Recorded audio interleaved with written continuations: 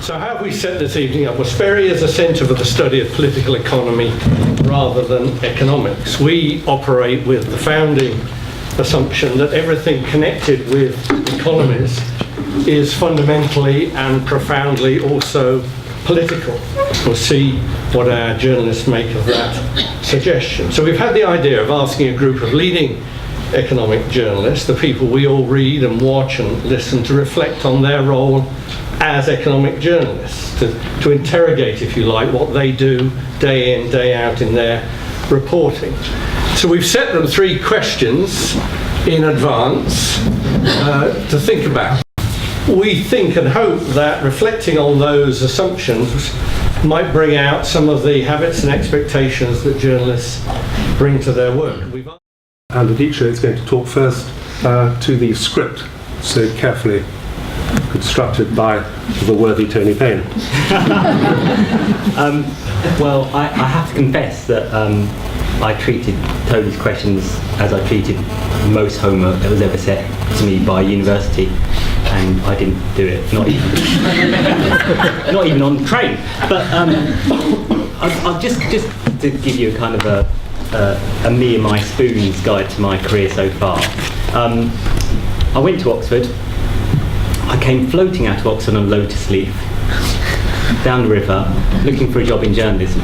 Okay, so at that point, at the tail end of the 90s, there was a kind of great premium for people who could explain what was going on within the world economy, particularly within financial markets, to the greater public. And I pitched up at this FX research house, a kind of Bond and FX research house, which wanted to get into journalism. And in the interview they asked how much I knew about economics. As Peter just said, I studied history, and I said, well, I know a bit about medieval treasury. And they did the classic thing, which I think it always kind of reveals the kind of deeper truth about the way the industry works. The chap on the other side of the table said, "You're from Oxford, you'll be fine." And then we had the rest of the interview was given over to arguing about catering at different colleges, which I found slightly ludicrous even then. But I suspect actually that practice hasn't completely gone away. The really odd thing was, when I turned up on the first day, there were 3 of us. And they had no idea. This firm, which had used to do kind of routine stuff, watching markets, had no idea what to do in journalism. They put us in a basement room with a guy who used to work at the Bank of England as one of their economists. And between 8 in the morning and 1 in the afternoon, he would give us lectures in financial economics for an entire year. And we'd go upstairs in the afternoon and we'd write. And he would take it in turns with another economist who'd worked at the Bundesbank. And so the 2 of them would just take it in turns to teach me and 2 other people. I mean, it was the most over-investment I've ever seen in any kind of journalism. After about a year of that, the Asian financial crisis was in full swing, and I got dispatched there to cover that. And that was a particularly that was a time in which all the kind of the training I'd had hitherto began to seem really out of date, because as Tony gave you some kind of idea right at the start, you get given these kind of ideas about the way markets are meant to work, they're meant to return to equilibrium. Everything is kind of, all the most interesting stuff is just abstracted away. And then you turn up in a country at which people are turning up in boats from their own country because their savings are being washed away and because they're being chased out by mobs who blame them for being part of the financial crisis. I did a couple of years of kind of going back and forth between Asia and Britain. Then I went to New York to cover the dot-com boom. And then I ended up back in London, went to BBC, as you heard. But I think that particular bit, if I was to think about anything that was kind of formative to me as a kind of economics journalist, that was a crucial period. Because in that period, had I been based in Britain, I would have been seeing the beginning of the long upswing that we all saw up until 2007. Instead of which, what I saw was an economy that lurched between boom and bust. So on one side of the table you had Asia, which was imploding. On the other side you had New York and a dot-com boom, which was full of liquidity given to it by Alan Greenspan. I think if I were to think about what the role of an economics journalist is, I think it's really to kind of hold on to that idea, the discontinuity, the kind of break between what you're told by eminent economists what you see in kind of the World Economic Outlook and all these other publications which are produced by the IMF or the OECD or your own Treasury, and then what you see on the ground.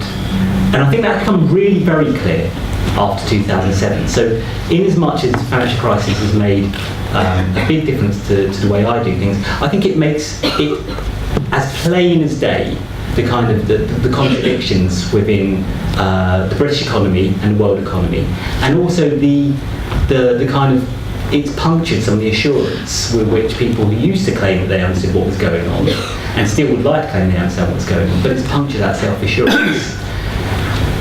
The role of, I think, any specialist journalist is a really complicated one, because you have both to understand the subject you're talking about. So that, you know, having written about economics now for 18 years, I'm not an economist, and I'm very pleased not to be an economist, but I can speak a bit of economics, and I can kind of follow the discussion. But you're not only meant to understand that and translate that to a wider audience.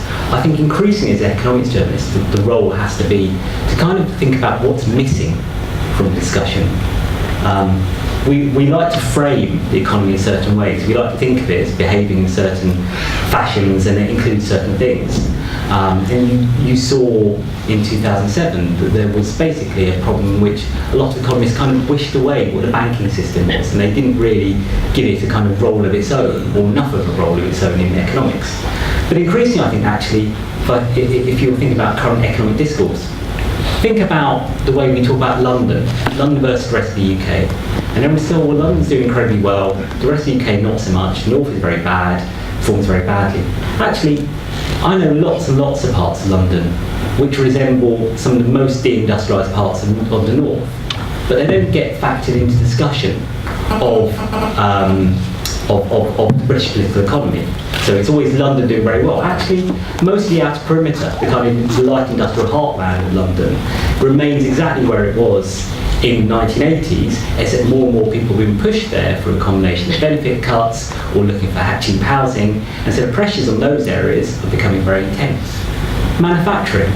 We always like to, one of the things that I remember from the kind of the immediate crash period was people saying, well, we're actually very good on manufacturing if you look at, you know, how we stand in terms of manufacturing as part of our economy. Actually, that doesn't bear out. It's not only that the figures they quote are selective, it also doesn't bear out to what those manufacturers are now doing.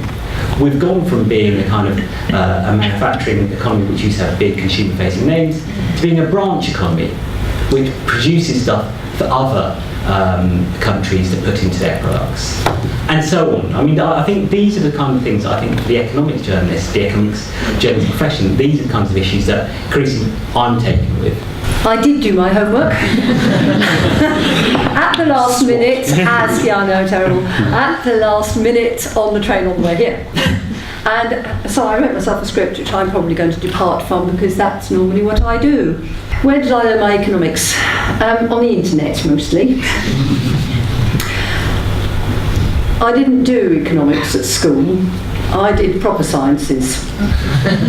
My family were a bit snobbish about science, and my school even more so. They didn't even offer social sciences, including economics. So I did physics, maths and chemistry and biology. And then gave it all up and said I want to be a musician, really. So I did music. And then I went to the Royal College of Music as a singer and a pianist. And I spent 4 years there and did a degree in music. Paul will tell you in a minute about being being a musician, the way music and economics somehow seem to go together. When I left, I discovered that actually making a living as a singer isn't that easy. And so after doing a variety of odd jobs around the place for a while, I kind of fell into banking. And I stayed for the next 17 years doing banking systems and finance and economics, and among other things I designed systems that actually did loan accounting. When you actually know how loan accounting is done, you realise just what utter rubbish gets talked about it by the economics profession. I was doing my MBA at the time when Japanese business was all the rage. Do you remember that? Yeah? We all had to learn how to be Japanese, because Japanese were marvellous and Japanese businesses were going to take over the world. Yeah, and and the other thing that was really all the rage at that time was the exchange rate mechanism, which we were just thinking about joining. And I actually fell out massively with my macro lecturer about it, because he was a big fan of managed exchange rate systems. In fact, not just of managed exchange rate systems, he was in favour of a single currency, and not just in Europe, but worldwide. And he said, I'd lock exchange rates now. We joined, about the time that we joined the exchange rate mechanism, in 1992. Anybody remember that? Yeah, I thought you would. The UK crashed out of the exchange rate mechanism, followed by Italy. And we had 10 years of people scratching their heads saying, what do we do now? Predictably, Europe was not about to let that go, and we went into a single currency that I was opposed to back when we first discussed it in 1991, and remained opposed to it in 1999 when it was created, and I'm still opposed to it now. Basically because I don't think it's going to work. I think at the moment, I think the evidence is on my side, isn't it? But anyway, that's my opinion. And like I said, it cost me a distinction in my macro module. And my legacy in banking was actually in RBS. In 2000 to 2002, just after the takeover of NatWest, when RBS thought they could produce their financial and regulatory accounts on a spreadsheet, just as they always had done, and the Bank of England, which actually at that time was still responsible for supervising them, although it had to hand over to the FSA not long afterwards, said, no way can you do that for something the size of NatWest. And so we had to put in place a system that would enable them to produce some rather more robust and auditable financial accounts. I'm rather proud of the fact that when they produced their appalling results, 29 billion loss, I think it was, they did so using the system that I designed. And then I gave it all up to be a singer, because I always wanted to be a singer really, and I spent 10 years being a professional singer and a teacher, and I still teach and I still sing. That's still my day job. But in the aftermath of the financial crisis, my brother introduced me to Twitter. That was a really bad idea. And I found myself reading what his friends were talking about, and what his friends were talking about, by and large, was what had gone horribly wrong in the financial crisis and how dreadful it all was. And there was a lot of stuff flying around at that time about the banking system, and a great deal of hatred of investment banks, and no discussion at all of retail banks. And this was annoying me considerably, because from where I stood, the banks that had failed in the financial crisis in the UK were retail banks mostly, and they'd done so on retail bank type lending mortgages, and I thought, why is nobody talking about that? So my brother had said to me, do you have a blog? And I went, what's that? And so he showed me Blogger, and so I wrote a few blogs. The first blog I ever wrote was on short selling, after I read something in The Guardian by George Monbiot, which seriously annoyed me, because as far as I could tell, he hadn't got a clue what he was talking about. And I thought, but I do know something about this, so I wrote a blog about short selling, which is still on my blog site even now. Quite proud of it. And then I started writing about the banking system, about my view that what had gone wrong in the financial crisis was much more than just a problem of investment banking. It was a crisis of banking as a whole, including retail banking. And found myself writing about how banking actually worked, because there was this huge gap of understanding between what people believed about how banking worked and what was actually going on. And because I had some background, see, I'm a plumber, so I'd been working on the systems, that I actually did know how it's actually done, that I started writing about that, saying, no, it doesn't work like that, it works like this. Then the Eurozone crisis blew up, and my view was that the Eurozone crisis was just another banking crisis, really, mainly, which had unfortunately got deflected onto the sovereigns, and so I wrote about that. I said, when are we going to stop bailing out big banks, and particularly with Greece, where I felt that Greece was being asset stripped, to bail out French and German banks, and I still think that's the case. And so I sort of carry on saying write these inflammatory blogs, and Paul retweets them from Greece.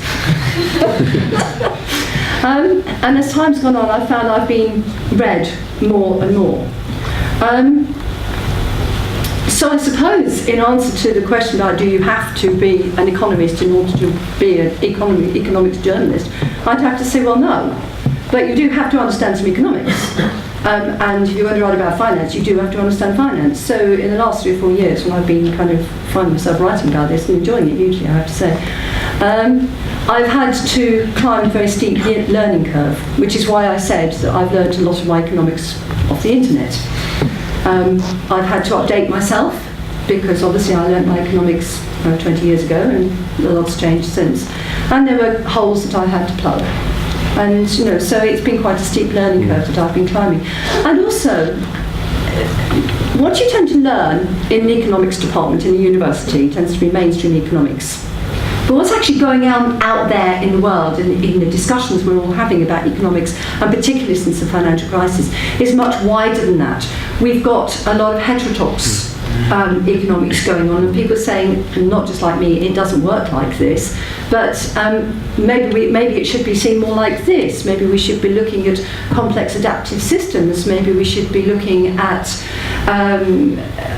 financial instability models, all these kind of things. And these aren't mainstream economics yet, but in a way, because we as journalists talk about them, we bring them to the forefront, we are encouraging the economics profession in its ivory tower to take rather more notice of them. And I think that's an important thing that we do as economic journalists, is actually to bring to the attention of the elite, if you like, some of the stuff that's out there on the fringes, and say, actually, maybe we should be looking at this, because what you have in your mainstream models didn't work too well, did it?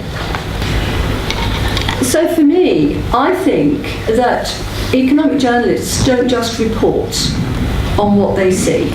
Obviously, when we're doing crisis reporting, as Paul was doing and Aditya was doing, then we are reporting on what's going on. I was doing some reporting recently on the banking problems in Bulgaria, and very much reporting on how it's developing and what's going on.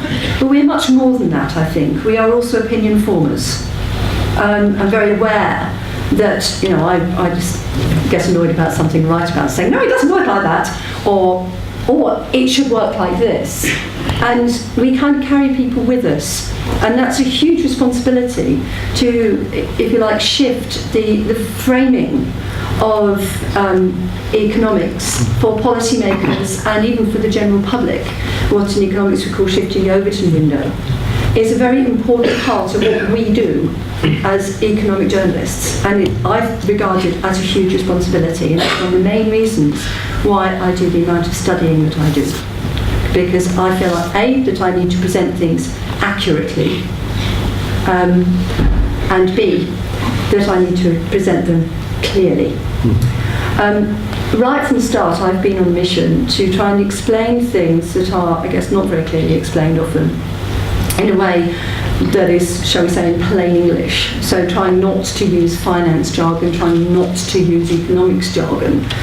I think I've been moderately successful with finance and probably less so with economics. And I think it's simply because it's easiest to translate the language that you know best. And so my language originally is finance because of the length of time I spent working in that industry. Economics is, in a way, less natural to me. So it's harder for me to translate it. There'll be other people who will translate economics more easily. But I think we have a responsibility to take jargon, sort of elasticity of substitution of something or other, and translate it into what that means. And what that means not just in terms of how an elite might see it, but what that means in terms of how people live their lives. I found myself writing a lot about labour markets, and writing about how people live, how jobs work, and how work is changing, and describing that in a way that is not economic. And hopefully, I've been able to explain some things about how labour markets work, even though I'm not a labour markets economist. Paul Mason, thank you very much indeed to Francis. And Paul will pick up the baton. Well, I did do my homework, but Karl Marx ate it. I will answer the questions, but I want to start by giving you an anecdote about what is a good day for me. It's a spectacularly good day when you think you're doing your job. So I know there's some journalism students in the audience, there's some journalists.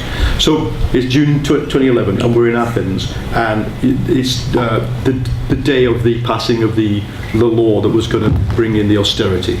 And if you remember, Merkel and the Germans were quite hostile to even at this point, while the Greeks are actually self-immolating, self-catastrophizing their own economy, to actually allowing them to do it in a way that then the EU bails out the whole economy, and in a way which saves European banks from actually taking a hit. You remember that was a point where Merkel, at various points, then Deauville later, was trying to insist that the banks must take a hit. So the demos started to turn into a riot, and Lukanikos, the dog, is leaping around, but it's not yet a full-blown riot. And there's only after about 10 minutes you come out, because there's all sorts of tear gas wafting around, and we go into this place and we start drinking espresso to try and just get out of it. And then a person rings me who's been speaking to Merkel and says, you do realise that every picture that Merkel and Schäuble and people like that are seeing of this, they're changing their mind. And they're going to cave, and they need to, this person was not a German, this person was in favour of a full-blown what happened, the full-blown IMF ECB Troika thing, and it just was it's an amazing thing. So then I went back out and I did a piece to camera where you speak to the camera. I said, this is not just the front line of a riot, this is the front line of the world financial system, and that went out quite well. Inter alia, in between doing the two things, another person was introduced to me as a kind of, one of the few Syriza members who spoke English and was interested in speaking to Western media. So I sit down with this very bedraggled looking woman who's been in the riot, but the Syriza don't riot, they just stand there with their arms up while the animals throw things at them, and the police fire at them, because that's a Marxist thing to do, don't rioting. So she's completely drenched, and she says to me, basically, this is terrible, we're going downhill, it's all going to go, she predicts everything that's then happened, fascism, fragmentation, national government. She said, she said to me, where is she, we need Chirac, we need Kirchner, there's no figure who's going to come forward from a sort of bourgeois, ruling class way to actually save us. And I said to her, it might be you. And this person now runs Attica. She is the person, the Syriza MP, who's become the prefect of Attica with the 2 billion EU budget under her control. So that's a good day in economics journalism. Right, start out. Where did I study? Right, again, here, 8 floors up in the Arts Tower. I did this weird degree. Kids, don't try this at home. Do not try and build a career like this. I was doing a music degree, but I was sick of it, having been a child prodigy, so I tried to abandon it and switch to my minor subject, which was politics. And because I really enjoyed the politics department at the time, which is very much, there's a lot of political economy. Mill, Hobbes, Bentham was all taught to us at that point. But they wouldn't let me, so they let me do an unofficial dual degree. So basically, to cut to the chase, while I was doing that, I was very active in left politics here at the university, in the Students' Union, before this building was built. And we used to have a Marxist Capital Readers Group. We read Volume 1 and Volume 3 in a year. We missed out Volume 2 because it's all about circulation and distribution, which is not so interesting. If you're in one of the worst crises, you're in the death throes of Keynesianism, 1978-79. And, because he's smiling here now, Andrew Gamble, who's in the audience, was at the time teaching us, and then we had a second round of Capital Readers Group, which was Volume 1 only, which was officially part of the course. And I do remember that we took it one glorious day into the occupation of Firth Hall. So we actually, the lecturer, I won't name them, Andrew, came into the Firth Hall and did the seminar with us. Now, what did that teach me? A lot about economic theory, actually, and obviously I've had to sort of slightly deprogram myself, having started with Marx and then of course Smith, because then if you get really into it, you then read Wealth of Nations, and you read I've skim read then, but recently reread Ricardo, and then you just read all the other stuff. That was a very interesting input to me, because then I've become quite active on the left. Then you're on the receiving end of some great books about the crisis of Keynesian economics in the late 70s, early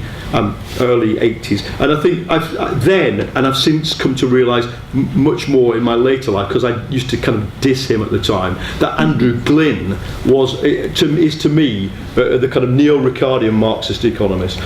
Was to me, well, that sort of thing. So basically, it's Marxism reinterpreted at this level of the surface of capitalism. And the neo-Ricardians, to me, are now some of the greatest contributors to the way I think about economics. And that all was introduced to me at things like Labour Party Young Socialist conferences.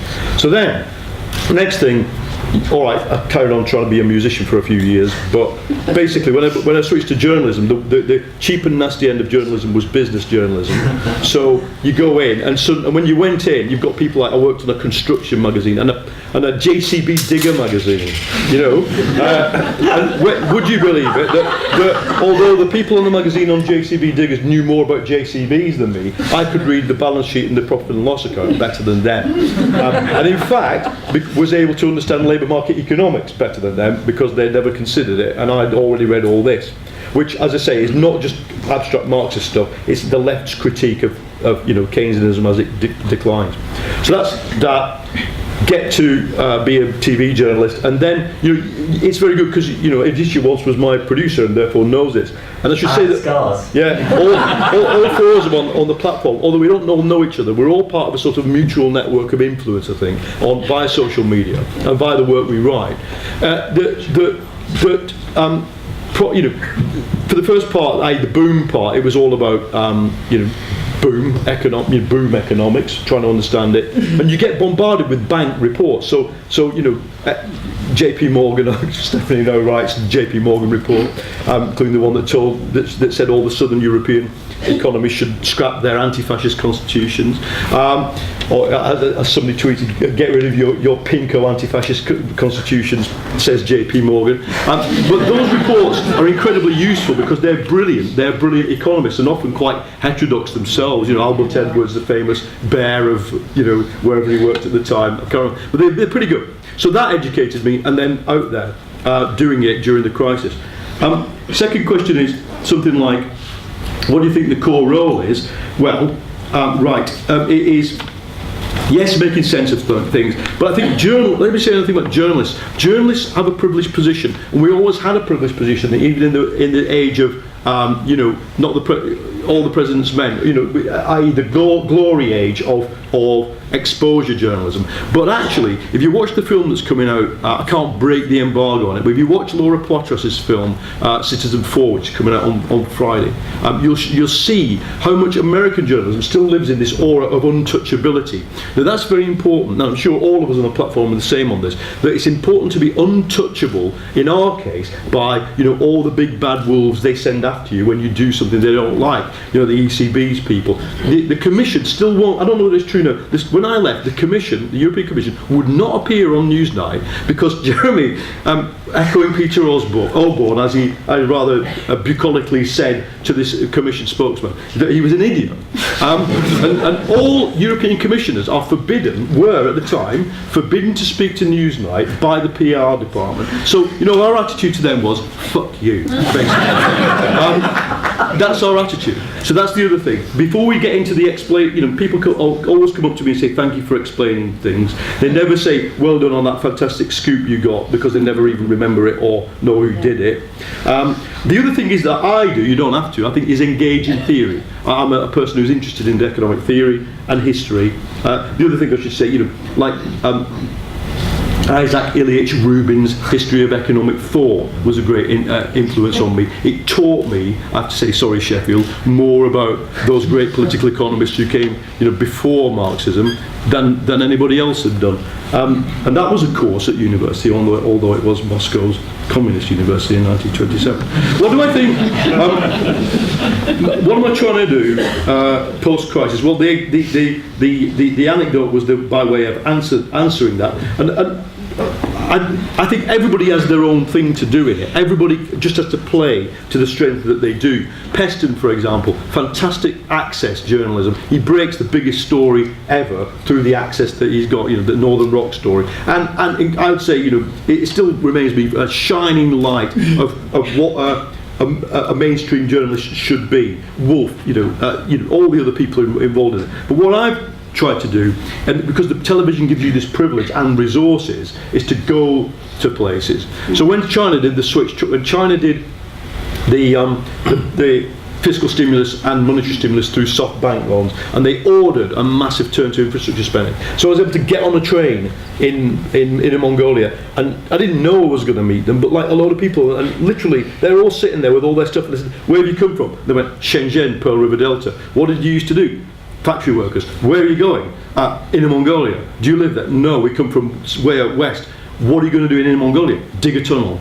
There couldn't have been a clearer. You were able to write with real confidence about what China was at that point doing. So the final thing I should say is that there's not many people like me who would count themselves. When I say my politics are complicated, that's probably a hangover for when I work for the BBC. Right, I'm neutral on all politics, but on economics, I am basically like a neo-Ricardian Marxist. That is, I am a Marxist who analyses economics at the surface level of reality in order to use the categories Marx used. That's what I do. I think one of my things I'm quite keen to do is to be that in the world of economics when I'm usually sat with 20 other people who all claim to be followers of Friedman or even more fascistic than Friedman. Sarah O'Connor, the misfortune to come last. Yeah. But we're looking forward to it. Well, I think I'm going to struggle talking about how to compare the pre-crisis and post-crisis periods, because I joined journalism in 2007. So it actually was very formative. So I joined just at the peak of the boom. I joined as a graduate trainee at the Financial Times, and I remember one of the first things that happened was an Icelandic bank was desperate to take some Financial Times journalists out to dinner at Claridge's. And all of my colleagues were kind of fed up of all of these dinners with bankers because they were throwing their money around so much, and they said, "Look, who's going to go with this bank called Glitnir to Claridge's?" And the two graduate trainees pulled the short straw. So myself and my colleague Rob sort of turned up to Claridge's and sat and had dinner with these 7 Glitnir bankers. And then, 6 months later, Iceland was collapsing, and someone said, "Does anyone know any Icelandic bankers?" And I was like, "Oh, I've met some actually. I've got their business cards here." And they said, "Great, get on the plane, you're going to Reykjavik." And so the whole kind of first 2-3 years of my career were kind of watching everything come crashing down, and all of these preconceptions that people had suddenly were going up in the air, and nothing had turned out to be what anyone thought it was, least of all economists. So I think that's given me a very kind of healthy skepticism about economics as a profession. Not that I don't like economists and talk to them a lot, but they're normally wrong, almost always wrong. So I'm not a trained economist either. None of us are we? That's interesting. So there you go. Proves the point. I did politics at Cambridge. There was a little bit of economics, but not very much. So what I've learnt pretty much on the job. I started out writing the kind of daily economics data, so 9:30 every morning, sort of 4 sets of economic data come out. It might be the trade deficit, it might be construction data. Somebody has to kind of sit there and write stories very quickly about what this means. And that was really useful just to kind of get my head around, what are national accounts, how does GDP work, that sort of thing. What do I try and do differently? So my job now is kind of, I don't really do the day-to-day data anymore. My job is to try and get out of the office as much as possible and actually think about what's happening in the real economy on the ground, which is a real privilege. And I think maybe unlike Francis, I don't think of myself as an opinion former. I'm well aware that I'm 30 years old and my opinions probably don't count for very much. I see myself as a reporter. So, the skills that I have is I can take a notebook and turn up in a small town and talk to lots of people and try and figure out what's happening in that labour market, or why it is that an Amazon warehouse is just set up and they've hired 2,000 people and yet no one seems to be buying houses. No one actually has enough money to even kind of pay the rent from week to week. The food banks are full. Why might that be? So I try and approach economics really just as a journalist, same as you would any other beat. I try and talk to lots of people and figure out what's really going on. Thank you very much indeed. It's a very odd thought, that, isn't it? We have no economics degrees on the platform. Actually, we do have one, and it's sitting in the chair. Very, very strange. I've jotted down a few sort of good quotes. Big numbers make things solvable. 67 trillion world GDP. global recession inevitable, deflation until 2050, ditch neoliberalism to save globalization, and perhaps the good one, political class. The political class are apolitical. A lot to chew on. It's been absolutely fascinating. I've been overwhelmed by these non-economists we've had on the panel today, although I've been corrected from my right that a bit of economics and the MBA at CAS. Only a bit. I think we've all been privileged to listen to them. Thank you very much.